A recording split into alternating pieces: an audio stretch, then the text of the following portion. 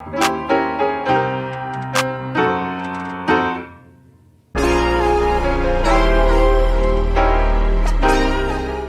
Chapter 2 is better. Better than the first one and way better than what critics are saying about it. I really enjoyed this film. People are saying it's too long. I disagree. It never felt boring to me. And also people are saying that it's not scary. In my opinion, this was way scarier than the first one, because the first one really isn't that scary. Oh, and first of all, I really like the first one. I think the first one is a really good little film, and Andy Muschietti's direction is really good. He really took me by surprise when I saw that film. I liked it less on a rewatch, but it's still a good film, and the 1990 miniseries is awful, and I have some knowledge of the book. Moving on to It Chapter 2, it's a brilliant film, and I do not understand why critics are hating on it. I really like this film. It's a character drama with horror around it, and if you've seen any of my other videos, you know that dramas are my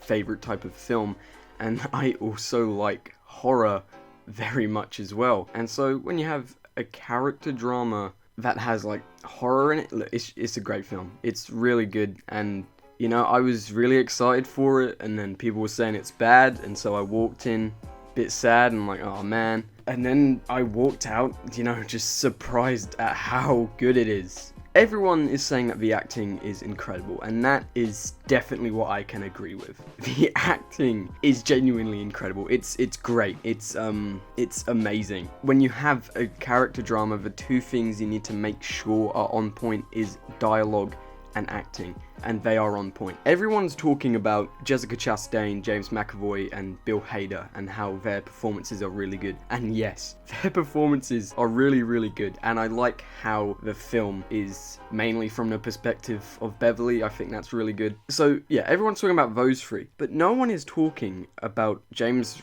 Ransone. He was really good, and I think he felt most like Jack Dylan Grazer's Eddie. And of course, Bill Hader felt exactly like Finn Wolfhard's Richie as well. I mean, Finn Wolfhard literally, I'm pretty sure Finn Wolfhard like casted him. Bill Hader is really good in this. I haven't seen him in anything serious, only comedic roles. And while in this film, his character is literally a comedian, but he does handle a lot of serious stuff, especially in the final act. He kind of just took me by surprise at how good he can be. Jessica Chastain was just great. She was so good. Just so good. And then James McAvoy, I mean, yeah, he's one of the greatest actors working today, I'd say. And yeah, he's really great. He felt a lot like his younger counterpart as well. Oh, and Jessica Chastain felt a lot like Sophia Lillis as well, like just exactly the same person. Yeah, James McAvoy was really good, and I was able to see a lot of myself in that character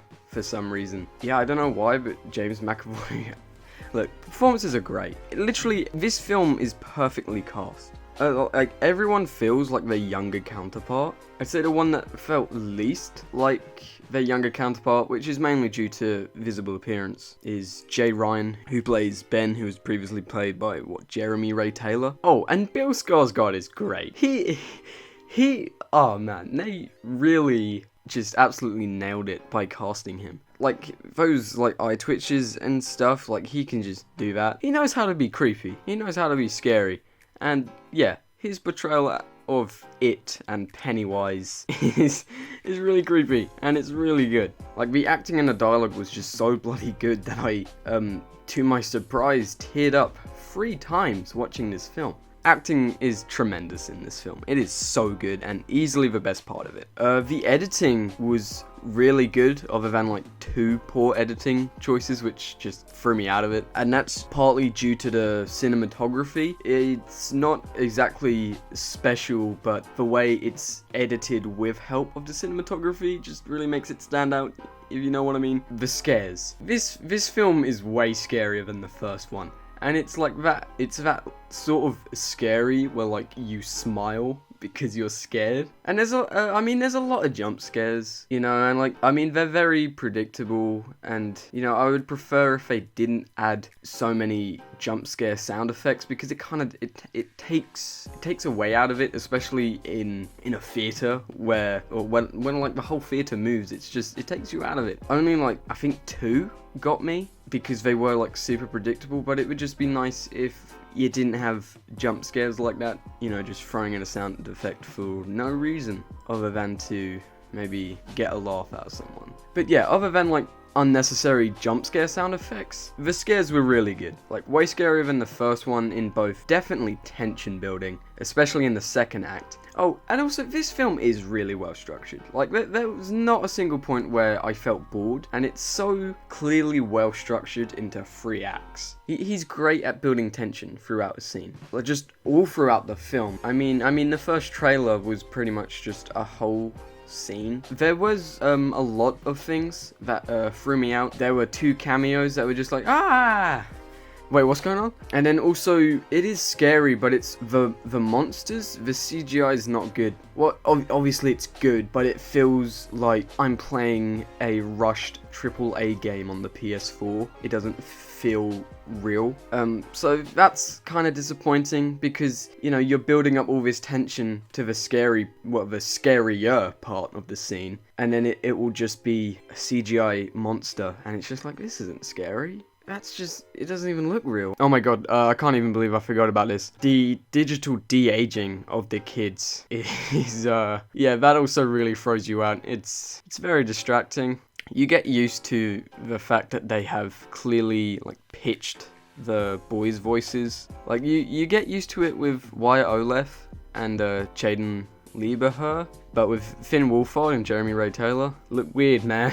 There's a lot of stuff that throws you out, but luckily the characters are so enticing that you are easily dragged back into it. The comedy, a lot of it worked. There were like 2 jokes in the first act, which I was like, what? No. But other than that, I felt like the comedy went well into the mix of horror. Like, it never felt like the comedy didn't belong. And I'm not saying this is a horror comedy, but I'm just saying there's a surprising amount of comedy, but nearly all of the jokes land. There's only like a few that didn't, and it never feels like there's a tonal mismatch because of that. So yeah, don't listen to Rotten Tomatoes. This is absolutely great. It's heartfelt. You can tell that Andy Muschietti clearly cared about making this film. That's what I like about him. His direction is astounding. The acting's brilliant, the pacing's good, the jokes land, the scares scare, and overall it's just really well written, you know, in terms of dialogue and in terms of just overall story. It's a nice adaptation. It's not just, you know,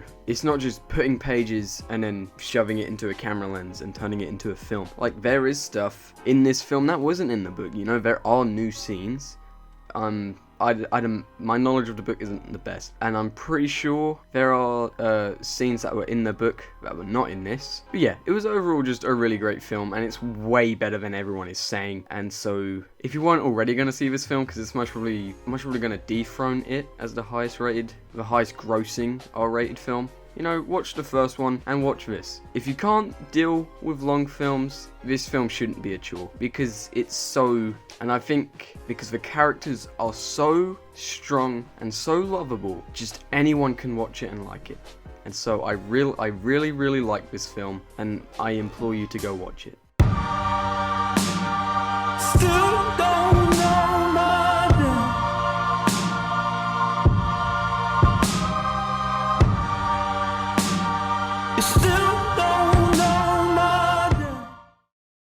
Okay, spoiler review. If you look to where something, click away now. Right off the bat, the Stephen King cameo was cool, but it like completely took me out of it. And also I found it funny that he was on screen with James McAvoy's Bill, because I mean, Stephen King just wrote adult Bill as Stephen King pretty much. Just, you know, not all the cocaine. And then also, I may be wrong, but I'm pretty sure I saw Andy Muschietti in the scene where Eddie is in the pharmacy. Like, he's to the left, out of focus. I'm pretty sure that was him. You know, I haven't seen many pictures of him where he's like completely in my memory, so it may have just been an extra, but I'm pretty sure it was him. And if it was pretty cool. Oh, another detail I realized. In the beginning of the film, when it has like the establishing shots of Derry, and there's like the shots of like key locations from the previous film, when it's the shot of the alleyway where they stitch up Ben, in that initial establishing shot, the artwork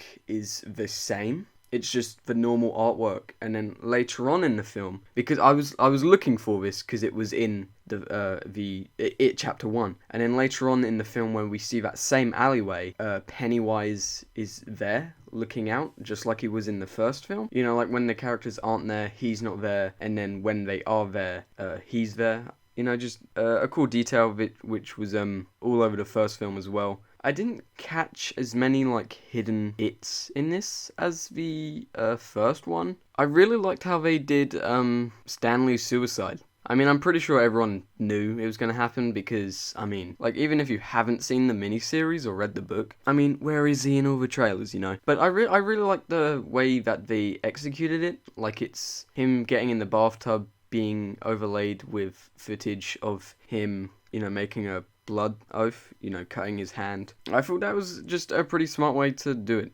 I teared up 3 times. I can't remember the first one, but I know I did. I think it may have been something, I think it was when James McAvoy was reaching down the sewer. I don't know why, but I just really like connected with Bill in that moment. And I just started tearing up. Second time I teared up was when Eddie like froze up and Bill's like shouting at him, and he's just like, yeah, you know, like he's just so scared. That just made me tear up. And then when he dies as well, that like really hit me because of the way Bill Hader's incredible reaction to his death. It just made me so sad. You know, like, just the ending was, you know, really bittersweet. The funhouse, the mirror. Dude, that caught me off guard. I just wasn't expecting Pennywise to just munch on the child like that. That's one of the best scenes in the film. Like, and I'm pretty sure that wasn't even in the book, right? But yeah, so overall, I really bloody like this film. James Ransone's performance and Bill Hader's performance, and like, just, I mean, everyone's performance is spectacular, but James Ransone and Bill Hader were surprisingly impeccable. Those two had really good chemistry. The writing is good, the dialogue's good, the acting is incredible, the directing is really good and smart, but the CGI is not good. You know, it does feel rushed. I think they just wanted to release it today on September 6th, because today is September 6th, 2019. If you do 9 plus 6 plus 2 plus 0 plus 1 plus 9, that equals 27. And obviously, 27 is pretty significant because every 27 years it comes out to feast. So it kind of feels like they just rushed. It just feels like they rushed the CGI to get it out today.